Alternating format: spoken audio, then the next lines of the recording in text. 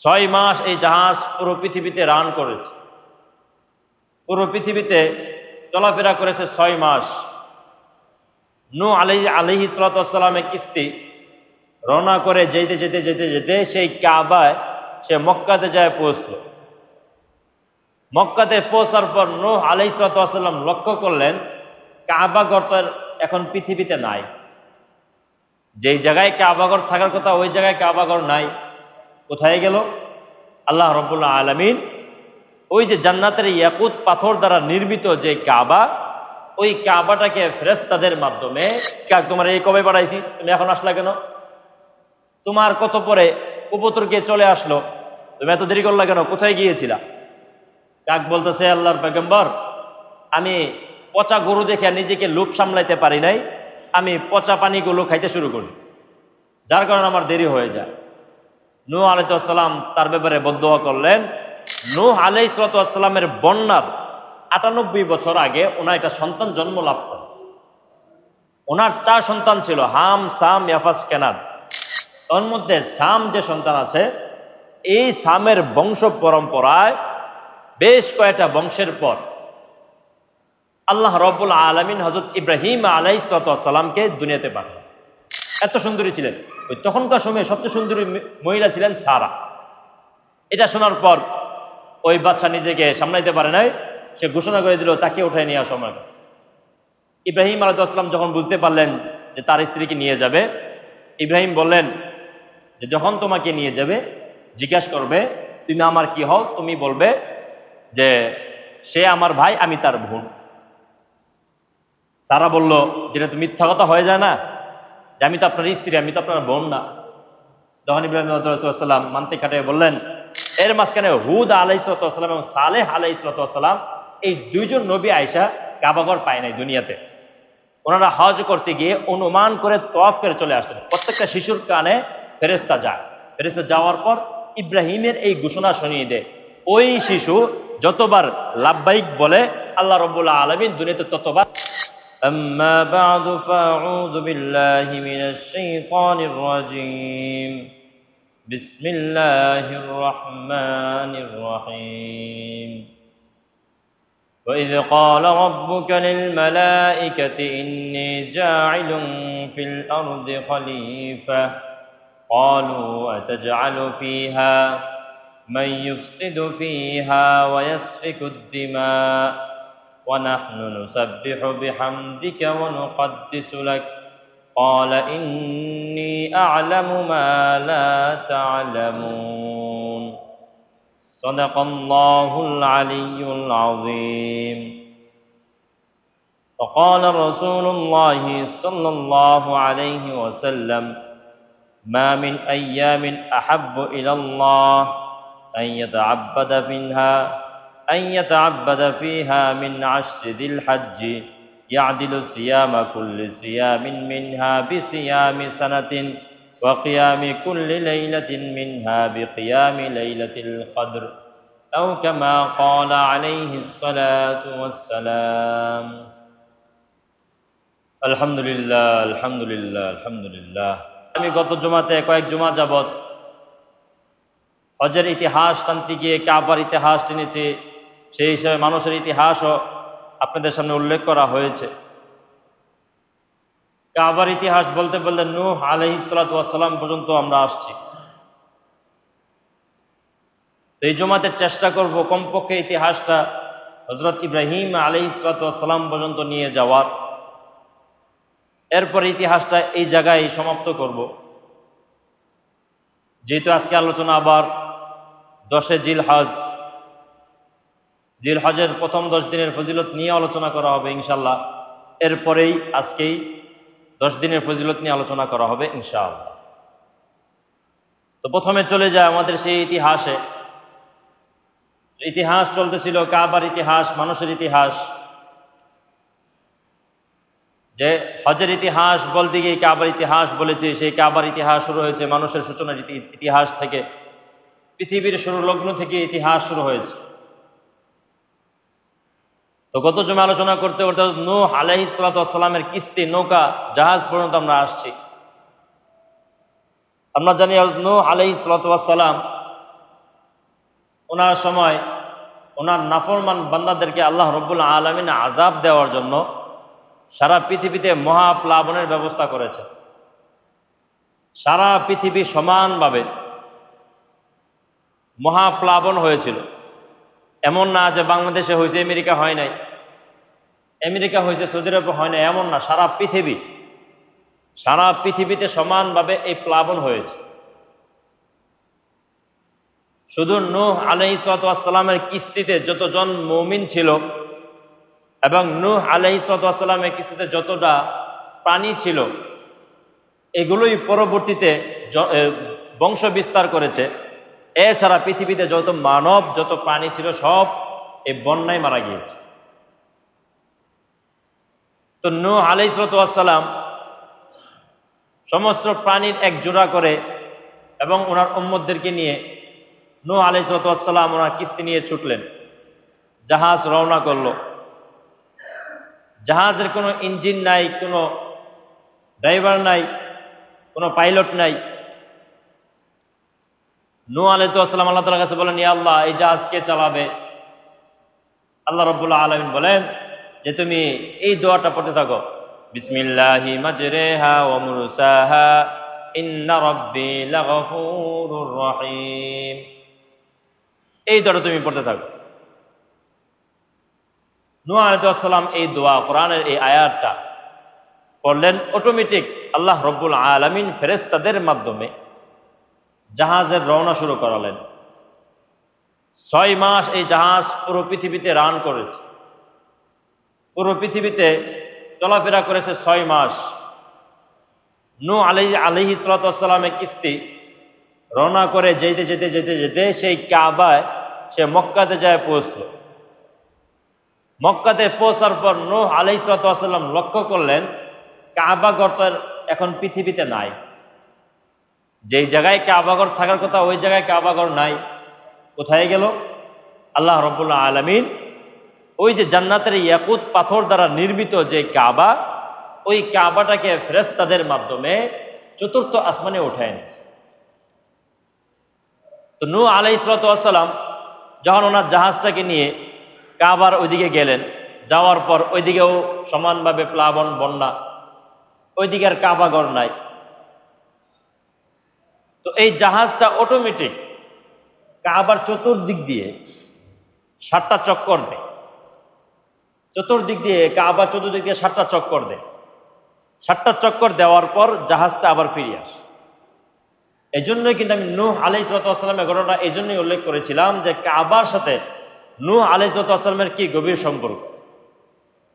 দ্বিতীয়বার যে কাবা আদম আলাইহিস সালাম জান্নাতের ইয়াকুত পাথর দ্বারা নির্মাণ করেছিলেন, এই কাবাঘরটা আল্লাহ রাব্বুল আলামিন নূহ আলাইহিস সালামের প্লাবনের সময় চতুর্থ আসমানে উঠায় নিয়ে যান।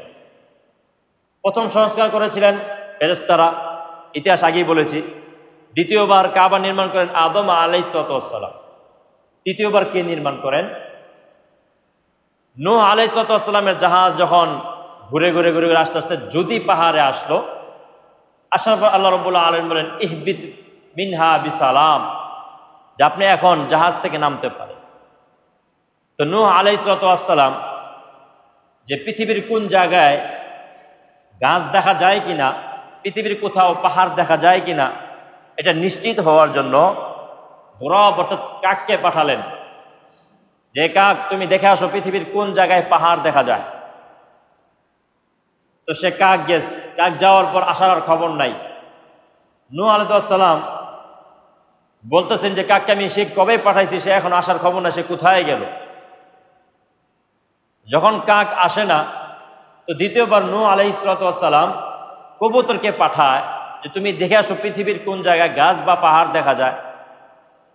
তো কবুতর দেখে আসে, এসে জানাইলো, হে আল্লাহর পয়গম্বর, হে আল্লাহ রসুল, হে আল্লাহ নবী, অমুক জায়গায় পাহাড় দেখা গিয়েছে। তো নূহ আলাইহিস সালাম কনফার্ম হলেন যে পানি কমতে শুরু করেছে, এখন নামার ব্যবস্থা করা যায়। কবুতর আসার কিছুক্ষণ পরে কাক আসছে, আসার পর বলতেছে, আল্লাহর পয়গাম, আপনি আমাকে মাফ করবেন। নূহ আলাইহিস সালাম বলছেন, এই কাক, তোমার এই কবে পাঠাইছি, তুমি এখন আসলা কেন? তোমার কত পরে কবুতরকে চলে আসলো, তুমি এত দেরি করলা কেন, কোথায় গিয়েছিলা? কাক বলতেছে, আল্লাহর পয়গম্বর, আমি পচা গরু দেখে নিজেকে লোভ সামলাইতে পারি নাই, আমি পচা পানিগুলো খাইতে শুরু করি, যার কারণে আমার দেরি হয়ে যায়। নূহ আলাইহিস সালাম তার ব্যাপারে বদদোয়া করলেন যে তুমি মানুষের মাঝে একটা বিতাড়িত প্রাণী হবে, ভীতু প্রাণী হবে, মানুষ তোমাকে কখনো পছন্দ করবে না, তোমাকে দেখেই তোমাকে তাড়াবে। আর কবুতরের ব্যাপারে দোয়া করলেন, কি দোয়া? যে মানুষ যেখানে বসবাস করবে তোমার বসবাসের জন্য তার ঘরের পাশেই ছোট করে একটা ঘর বানাবে এবং তোমাকে মহাব্বত করবে, তোমাকে পালবে। সুতরাং ওই জায়গা থেকেই কবুতরের প্রতি আমাদের মহাব্বত। আমাদের এই সমাজে কি কেউ এমন আছে যে কাক পালে? আছে বলেন? কাক পালে আমাদের সমাজে এরকম কেউ আছে? কিন্তু কবুতর তো পালে আলহামদুলিল্লাহ বিভিন্ন জায়গায় অনেকেই কবুতর পালতেছে। কবুতর পালার জন্য আমরা পাশের ঘরের পিছনে বা সামনে ছোট করে একটা ঘর তাদের জন্য বানাই, খুব বানাই। ওই নূহ আলাইহিস সালামের দোয়ার পর থেকে কাক আমাদের মাঝে বিতাড়িত কুৎসিত একটা প্রাণী, আর কবুতর আমাদের একটা মহাব্বতের প্রিয় প্রাণী। এরপরে নূহ আলাইহিস সালাম, এখান থেকে নূহ আলাইহিস সালামের বন্যার ৯৮ বছর আগে ওনার একটা সন্তান জন্ম লাভ করে। ওনার 4 সন্তান ছিল, হাম, সাম, ইয়াফাস, কেনান। এখান থেকে যে কেনান যে সন্তান ছিল সে নাফরমান হয়ে মারা গিয়েছে, পানিতে ডুবে, প্লাবনে ডুবে মারা গিয়েছে আমরা জানি। 3 সন্তান ওনার প্রতি ঈমান এনেছে এবং 3 সন্তান ওনার জাহাজে উঠেছিল।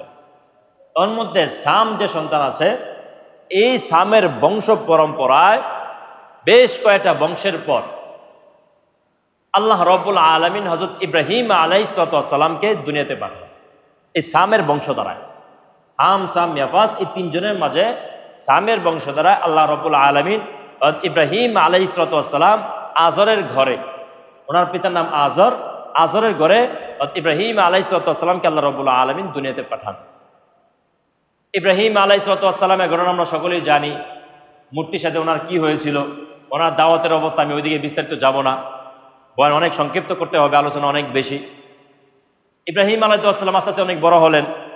বড় হওয়ার পর উনি বিয়ে করলেন সারাকে। সারাকে বিবাহ করলেন।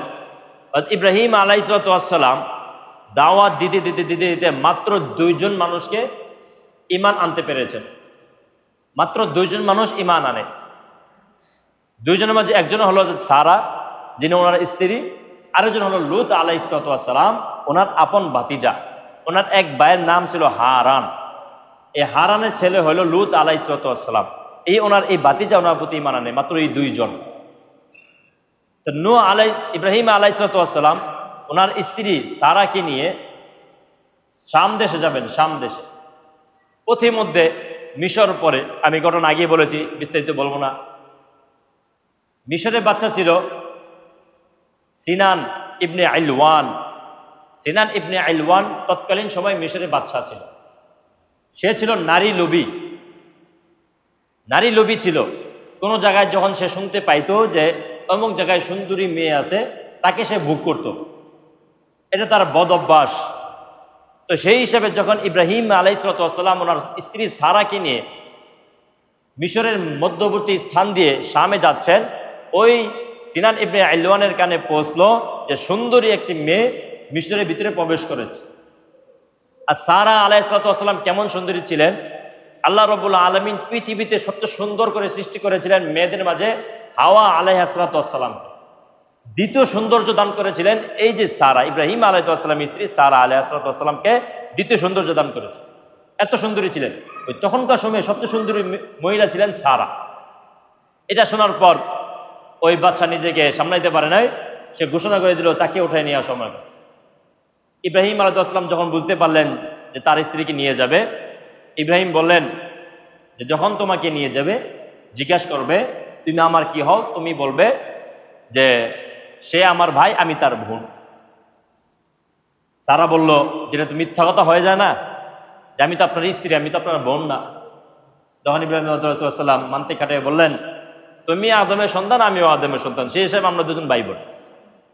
তুমি আদমের সন্তান, আমিও আদমের সন্তান, সেই হিসেবে আমরা দুজন ভাই বোন। বাস, তুমি এই কথাই বলবা। জিজ্ঞাসা করার পর এই কথাই বললো সে আমার ভাই। বাচ্চা বললো ভাই বোনের পরিচয় দিয়ে লাভ নাই, ইব্রাহিমকে এখান থেকে সরায় নিয়ে যাও। ইব্রাহিম আলাইহিস সালামকে এখান থেকে সরায় সেই পাহাড়ের ওইদিকে রাখলো। ইব্রাহিম আলাইহিস সালাম আল্লাহ তাআলার কাছে দোয়ায় রত হয়ে গেলেন, নামাজ পড়ে। আল্লাহ রাব্বুল আলামিন জানাই দিলেন, ইব্রাহিম, আমি যতই সারাকে হেফাজত করি তোমার মনে তৃপ্তি আসবে না, সুতরাং তুমি তাকাও, আমি তোমার সামনে আমার কুদরতিভাবে পাহাড়কে দ্বিখণ্ডিত করে দিলাম, তুমি সরাসরি পাহাড়ের ওই পাশ থেকেও তুমি সরাসরি দেখতে পারবা সারার সাথে কি আচরণ হইতেছে। সুবহানাল্লাহ। আল্লাহ রাব্বুল আলামিন গায়বীভাবে এই চোখ খুলে দিলেন। ইব্রাহিম আলাইহিস সালাম সরাসরি লক্ষ্য করতেছেন যে বাদশা সারার সাথে কি আচরণ করতেছে। বিস্তারিত যাবো না, যখন এই বাচ্চা তার সাথে খারাপ কাজ করতে যায়, বাদশা মাটির নিচে অর্ধেক ঢুকে যায়। তো তওবা তিল্লা করে আবার বলে যে ঠিক আছে, আমার মাফ হয়েছে, সারা আমাকে মাফ করে দাও, আল্লাহ তাআলা দোয়া করো। সারা মাফ করে, আবার দ্বিতীয়বার সে খারাপ কাজ করতে যেরকম ভাবে সে 3 বার করে। 3 বার করার পর তৃতীয়বার বলতেছে যে এবার আমি আর মাফ চাবো না, যে তুমি বারবার আমি আল্লাহ তাআলা মাফ চাবো, তোমাকে আযাব থেকে রক্ষা করব, তুমি আবার আমার সাথে খারাপ কাজ করতে যাবে, তুমি আবার মাটির নিচে যাবে, তো আবার আমার কাছে মাফ চাবে, এটা হবে না।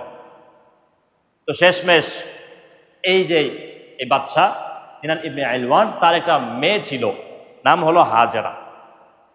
সে সারাকে দিয়ে বলল, সারা তুমি অবশ্যই আল্লাহ তাআলার প্রিয় বান্দা, বুজুর্গ বান্দি, তুমি একজন মকবুলিয়ত, একজন বান্দি। আমি মানুষের সাথে খারাপ কাজ করেছি, আমার মেয়েটাও আমার কাছে সেফ না, এই সমাজে সেফ না, এই সমাজে নিরাপত্তা নাই। আমি মনে করি আমার মেয়েটাকে একমাত্র তুমি নিরাপত্তা দান করতে পারবে, তুমি আল্লাহ তাআলা ওলি, তোমার অনুযায়ী আল্লাহ তাআলা তোমার উসিলায় আমার মেয়েকেও আল্লাহ তাআলা হেফাজত করবেন, তুমি আমার মেয়েকে নিয়ে যাও। হাজেরাকে দিয়ে দিলেন ওনার সাথে। সফরের পথিমধ্যে ইব্রাহিমকে বললেন, হে আমার স্বামী, আমাদের অনেক বছর হয়ে গেল, বুড়া হয়ে গেলাম আমরা, সারার প্রেস্টিজ একটু লাগে, যত কিছুই হোক উনিও বিয়ে করাইছে, এরপরে ওনার প্রেস্টিজে লাগে যে ওনার তো বাচ্চা হয় না, ওনার সতের বাচ্চা হয়ে গেছে, সতীনের বাচ্চা যেভাবে বাচ্চা হচ্ছে, এটা ওনার প্রেস্টিজে লাগছে। এর মাঝখানে অনেকগুলো কথা হয়েছে, আমি ওইদিকে যাচ্ছি না, যে উনি এই কথা বলে ফেললেন যে আমি যেভাবে হোক রাগের মাথায় যে তোমার কানে আমি এরকমভাবে লোহা পরাই দিব, তোমার নাকে লোহা পরাই দিব, তোমার পায়ে আমি বেরি পরাই দিব। ওই যে ওইখান থেকেই এরপর ইব্রাহিম আলাইহিস সালাম বললেন, যেহেতু তুমি এটা বলেই ফেলছো, সুতরাং তোমাকে কাফারা আদায় করতে হবে, তুমি এক কাজ করো, চিকন একটা লোহা নিয়ে এরকম ভাবে হাজেরার কানে ঢুকাই দাও। যখন চিকন লোহা নিয়ে হাজেরার কানে ঢুকাইলো, তো হাজেরা সৌন্দর্য আরো বাইরে গেল, নাকে ফুরাই ই করলো, হাজেরা সৌন্দর্য আরো বেড়ে গেল, পায়ে যখন নূপুর পরাইলো আরো সৌন্দর্য বেড়ে গেল। ওইখান থেকেই মহিলাদের সর্বপ্রথম এই কানের দোল, নাকের দোল, পায়ের এরকম ভাবে বালাস। আমি বিস্তারিত যাচ্ছি না। এরপর আল্লাহ তাআলা আদেশ করলেন ইব্রাহিম আলাইহিস সালামকে, যে ইব্রাহিম, তুমি তোমার স্ত্রী হাজেরা এবং ইসমাইল এই দুজনকে নিয়ে মক্কায় চলে যাও, মক্কায় গিয়ে ওইখানে রেখে আসবে, এবং রেখে আসার সময় হাজেরার সাথে কোনো কথা বলবে না। যে ইব্রাহিম আলাইহিস সালাম হাজেরা এবং ওনার সন্তান ইসমাইলকে নিয়ে মক্কায় আসলেন, বিমাক্কা, ওই যে বাক্কা, মক্কায় আসলেন। মানুষ নাই, কিচ্ছু নাই এখানে, কাবা ঘরটাও তো এখন নাই। ওই যে কাবা ঘর চলে গিয়েছিল নূহ আলাইহিস সালামের সময় 7 আসমানের উপরে, 4 আসমানের উপরে। এর মাঝখানে হুদ আলাইহিস সালাম এবং সালেহ আলাইহিস সালাম, এই দুইজন নবী আয়েশা কাবা ঘর পায় নাই দুনিয়াতে। ওনারা হজ করতে গিয়ে অনুমান করে তওয়াফ করে চলে আসছেন। হুদ আলাইহিস সালাম এবং সালেহ আলাইহিস সালাম, এই দুইজন নবী হজ করতে গিয়ে কাবা ঘর দুনিয়াতে পান নাই, ওনারা অনুমান করে তওয়াফ করে চলে আসছে। তো এমন একটা জায়গায় মরুভূমি, মানুষ নাই, খাবার নাই, কিচ্ছু নাই, পানি নাই, কিচ্ছু নাই, মরুভূমি জায়গায় আল্লাহ তাআলার নির্দেশে ইব্রাহিম আলাইহিস সালাম ওনার স্ত্রী হাজেরা এবং সন্তান ইসমাইলকে রেখে চলে গেলেন। যাওয়ার মুহূর্তে পিছন দিক থেকে হাজেরা বারবার বলতেছে, হে আমার স্বামী, আপনি কেন আমাদেরকে এরকম ভাবে মরুভূমি একটা জায়গায়, জনমানবহীন একটা জায়গায়, খাবার দাবারহীন একটা জায়গা আপনি কেন রেখে যাচ্ছেন? প্রথমবার কিছু বলে নাই, দ্বিতীয়বার বলার সময় ইব্রাহিম আলাইহিস সালাম শুধু আসমানের দিকে একবার হাত উঠালেন, আঙ্গুল উঠালেন। হাজেরা পিছন দিক থেকে বুঝে নিলেন এটা আল্লাহ তাআলার হুকুম। সরাসরি হাজেরা বললেন যে আল্লাহ তাআলা আপনার হুকুমে আপনি আমাকে এখানে রেখে গিয়েছেন, যে আল্লাহ তাআলা হুকুমে আপনি আমাকে একা আমার সন্তানকে এখানে রেখে গিয়েছেন, সুতরাং আমার আর কোনো টেনশন নাই, ওই আল্লাহ তাআলাই আমার এবং আমার সন্তানের খাবারের ব্যবস্থা করবে, ওই সন্তানই আমার এবং আমার সন্তানের খাবারের ব্যবস্থা করবে। 2 দিন গেল, হাতে কিছু পানি ছিল, কিছু খেজুর ছিল, এগুলো হাজেরা খাইছেন। ওইখান থেকে এই দুধ আসছে, ইসমাইল দুধ পান করেছেন। মা খাবার না খেলে তো দুধ আসে না, তো দুধ শুকায় গেছে, ইসমাইল খিদায় কাতরাচ্ছে। হাজেরা উনি একবার সাফা মারোয়া, সাফা পাহাড়ে যায় আর একবার মারোয়া পাহাড়ে যায়। একবার যেরকম ভাবে 7 বার চক্কর দেয়, যায় আসে পানির খুঁজে কোথায় পানি পাওয়া যায়। মাঝখানে একটা জায়গা উনি হালকা একটু দৌড় দিয়েছিলেন, বাইনাস সাফা ওয়াল মারওয়া, আস-সাই বাইনাস সাফা ওয়াল মারওয়া, এই জায়গাটাকে। এই জন্য এই যে দূরটা দিয়েছিলেন, এই দূরটাকে আল্লাহ তাআলা এত পছন্দ করেছেন, হাজেরার এই দূরটাকে আল্লাহ তাআলা পছন্দ করে প্রত্যেক হাজিদেরকে কিয়ামত পর্যন্ত যত হাজি ওই কাবাতে যাবে, প্রত্যেক হাজিকে হজের অংশ হিসেবে এটা রেখে দিয়েছে। সুতরাং যারা হজ করতে যায় তারা যখন সাফা মারওয়া সাই করে ওই এতটুক জায়গাতে হালকা দৌড় দিতে হয়। এটা চেনা যায় কিভাবে? যারা হজ করতে গেছেন তারা জানেন, ওই এতটুক জায়গা উপরে গ্রিন লাইন দেওয়া আছে, সবুজ বাতি দেওয়া আছে, এতটুক জায়গা সাফা এবং মারওয়া মাঝখানে এতটুক জায়গা, এই মসজিদটি একটু বড় হবে, সবুজ বাতি দেওয়া আছে। এই জায়গায় আসলে দৌড়ায় সাইটা করতে হবে, বাকি জায়গাটা আস্তে আস্তে হাইটাতে সাই করা হবে। আল্লাহ রাব্বুল আলামিন এত পছন্দ করলেন হাজেরার এই কাজটাকে, যে হজের অংশ হিসেবে এরকমভাবে রেখে দিয়েছেন, কিয়ামত পর্যন্ত যত হাজিরা আসবে সকলেই এই কাজটা করতে হবে।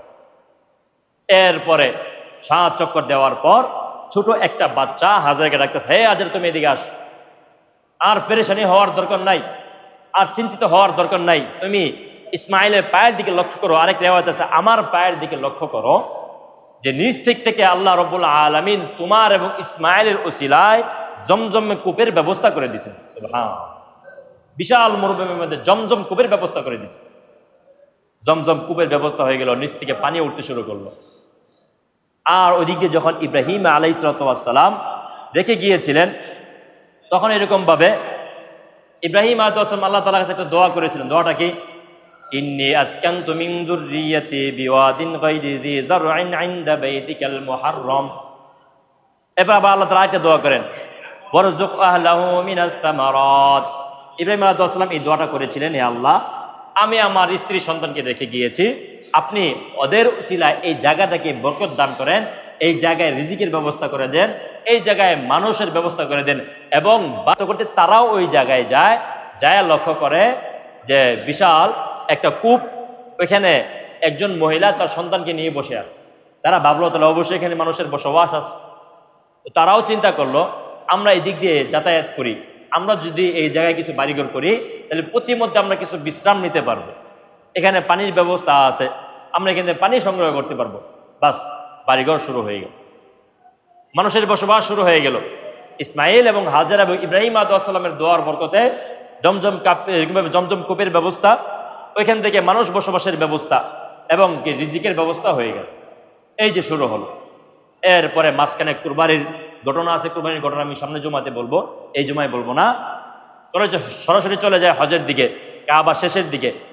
এরপরে যখন ইসমাইল আলাইহিস সালামের বয়স 6 বছর, ইব্রাহিম আলাইহিস সালামকে আল্লাহ রাব্বুল আলামিন ওহীর মাধ্যমে জানিয়ে দিলেন, হে ইব্রাহিম, তুমি কাবা নির্মাণ করো। ইব্রাহিম আলাইহিস সালাম ইসমাইল আলাইহিস সালামের কাছে আসলেন, আসলে দেখেন যে ইসমাইল ড্রেনের কাজ করতেছে। ইসমাইলকে বলেন, হে ইসমাইল, আল্লাহ তাআলা আমাকে বলেছেন কাবা নির্মাণ করার জন্য, সুতরাং তুমি কি আমার সাথে সহযোগিতা করবে?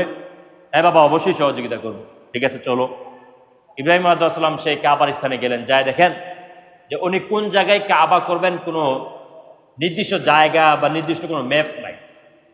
উনি দাঁড়ায় আছেন যে উনি কোন জায়গায় কাবাটা নির্মাণ করবেন, চিন্তা করতেছেন। ঠিক এই মুহূর্তে আসমানে একটা সাজ দেখা গেছে। ইব্রাহিম আলাইহিস সালামের উপরে এই সাজটা আসছে। আসার পর সাজ এসে বলতেছে, ইব্রাহিম, আপনি কি নিয়ে চিন্তা করতেছেন? ইব্রাহিম আলাইহিস সালাম বললেন যে আল্লাহ তাআলা আমাকে বললেন কাবা নির্মাণ করার জন্য, আমি কাবা কোন জায়গায় নির্মাণ করব এটা তো আমি কোনো ম্যাপ খুঁজে পেতেছি না। সাজ বলল যে আমি আপনাকে ম্যাপ দিতেছি, আপনি লক্ষ্য করেন, আমি যতটুকু জায়গায় ছায়া দিয়েছি আপনি ততটুকু জায়গায় দাগ দেন। আমি যতটুকু জায়গায় ছায়া দিয়েছি অতটুকু জায়গায় দাগ দেন, আপনি অতটুকু জায়গা নিয়ে কাবাঘর নির্মাণ করবেন। সুবহানাল্লাহ। সাজ ম্যাপ জানাই দিল। ইব্রাহিম আলাইহিস সালাম লক্ষ্য করলেন যে এই জায়গাটা জঙ্গল হয়ে গেছে, এই জায়গাটা জঙ্গল, এই পয়সা করতে গেলেও অনেক সময়ের ব্যাপার, এটা কিভাবে পয়সা করবে? কিছুক্ষণ পরে লক্ষ্য করলো যে একটা বাতাস আসছে। এক রেওয়ায়েতে আছে বাতাসের চেহারাটা কিছুটা অযোগ্য সাপের মতো দেখা গেছে, আবার আরেক রেওয়ায়েতে আসছে এই বাতাসের চেহারাটা কিছুটা মানুষের চেহারা মতো দেখা গেছে। এই বাতাসের জবান খুলে গেল। এই বাতাসও বলতেছে, ইব্রাহিম, আপনি কি নিয়ে টেনশন করতেছেন? এই বিষয় নিয়ে। ঠিক আছে, আপনি একটু লক্ষ্য করেন, যখন তখন এই বাতাস পুরো জায়গাটাকে বাতাসের মাধ্যমে পরিষ্কার করে দিল। সুবহানাল্লাহ, বাতাসের মাধ্যমে পুরো জায়গাটা পরিষ্কার করে দিল। বাস, ইব্রাহিম আলাইহিস সালাম কাবা নির্মাণ শুরু করলেন। কাবা যে নির্মাণ করেছেন, পৃথিবীর চতুর্দিক দিয়ে 5টা পাহাড়ের মাটিকে উনি একত্র করেছেন। 5টা পাহাড়ের মাটি। 1 নম্বর পাহাড় হলো তুরে সিনা, এই পাহাড়ের মাটি। এরকমভাবে 2 নম্বর হলো হেরা পর্বত। 3 নম্বর জুদি পাহাড়, তুরে সিনা, তুরে জিতা। একটা নাম হলো লেবনাথ বা লিবনাথ। এই 5টা পাহাড়ের মাটি উনি একত্র করে উনি কাবাগর নির্মাণ শুরু করেন। যখন ওনাদের যেভাবে হাইট লম্বা যতটুকু অতটুকু সীমায় পৌঁছে গেলেন, তো আমরা জানি যে যারা কাজ করে ওরা একটা গুড়া বানায়, গুড়া বলে এটাকে, যে একটু বড় জায়গা করে একটু বড় স্থানে যেন আস্তর করা যায়, ইটটা রাখা যায়, গুড়া বানায়।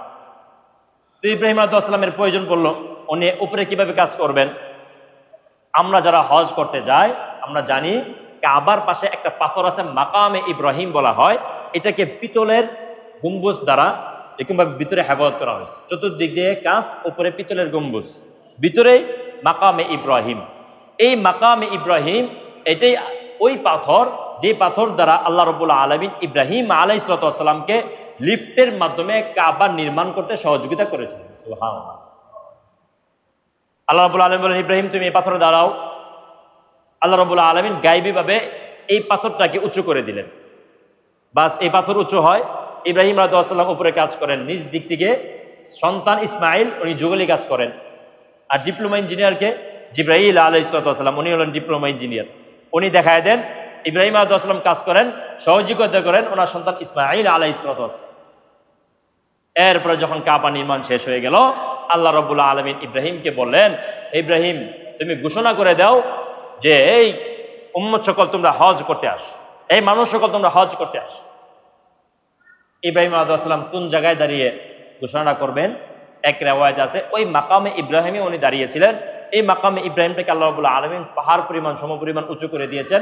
আরেক রিওয়ায়াতে আছে জাবালে আবি কুবাইস, যে কাবার সাথেই যে পাথরটা যে ঘটনা করেছিলাম, আল্লাহ রাব্বুল আলামিন পৃথিবীতে সর্বপ্রথম যে পাহাড়টা নির্মাণ করেছিলেন জাবালে আবি কুবাইস, এই জাবালে আবি কুবাইসের উপরে দাঁড়িয়ে উনি ঘোষণা করলেন। ইব্রাহিম আলাইহিস সালাম বললেন, হে আল্লাহ রাসূল, যে আল্লাহ এখানে তো মাত্র কয়েকজন মানুষ, আমার ঘোষণা তো মাত্র কয়েকজন শুনবে, শুধু এরাই হজ করতে আসবে, বাকিরা কিভাবে হজ করতে আসবে? আল্লাহ রাব্বুল আলামিন বলেন, লাকাল আযান ওয়া আলাইকাল বালাগ, তোমার দায়িত্ব ঘোষণা করে দেওয়ার, পৌঁছে দেওয়ার দায়িত্ব আমার। সুতরাং তুমি দাঁড়াও, দাঁড়িয়ে ঘোষণা করো। যখন তিনি ঘোষণা করলেন দেখা যায় শোনা যায় না, এরপরে উনি কানে কানে আঙ্গুল দিলেন। এই জন্য কিন্তু যা মুয়াজ্জিনরা আযানের সময় একবার হাইয়া আলাল ফালাহ বলার সময় ডান দিকে যায়, হাইয়া আলাস সালাহ বলার সময় এরকমভাবে বাম দিকে যায়, হাইয়া আলাস সালাহ হাইয়া আলাল ফালাহ ডান বাম দিকে মাথা ঘুরায়। তো ইব্রাহিম আলাইহিস সালাম উনি একবার ডান দিকে একবার বাম দিকে এই ঘোষণাটা দিয়ে আল্লাহ রাব্বুল আলামিন ঘোষণা করে জানিয়ে দিলেন, পৃথিবীতে যত মানুষ আসবে, যখনই জন্মগ্রহণ করবে, যখন তখন তার কানে, প্রত্যেকটা শিশুর কানে ফেরেশতা যায়। ফেরেশতা যাওয়ার পর ইব্রাহিমের এই ঘোষণা শুনিয়ে দেয়। ওই শিশু যতবার লাব্বাইক বলে আল্লাহ রাব্বুল আলামিন দুনিয়াতে ততবার হজ করার তৌফিক দান করেন। সুবহানাল্লাহ। আল্লাহ রাব্বুল আলামিন ইব্রাহিম আলাইহিস সালামকে জানিয়ে দেন, লাকাল আযান ওয়া আলাইকাল বালাগ, তোমার কাজ ঘোষণা করে দেওয়া, পৌঁছে দেওয়ার দায়িত্ব আমার। এই যে এখান থেকেই হজের শুরু, এখান থেকেই কাবার ইতিহাস এই পর্যন্ত রাখলাম আমি। এরপরেও কারা কারা সংস্কার করেছে ইনশাআল্লাহ পরবর্তী একটা সময়ে আমি আবার ধারাবাহিক আলোচনা করে কাবার পরবর্তী ইতিহাসকে ইনশাআল্লাহ আমি বলার চেষ্টা করব। এই পর্যন্তই রাখলাম যে এই যে হজের সূচনা কোন জায়গা থেকে এবং তৃতীয়বার কাবা ঘর কে নির্মাণ করেছিল, আমরা সকলে আজকের ইতিহাসের মাধ্যমে জানলাম। আল্লাহ রাব্বুল আলামিন আমাদের সকলকে সেই কাবা করে সকলকে যাওয়ার, সকলকে হজ করার, উমরা করার তৌফিক দান করুন। সকলে বলি আমিন আমিন।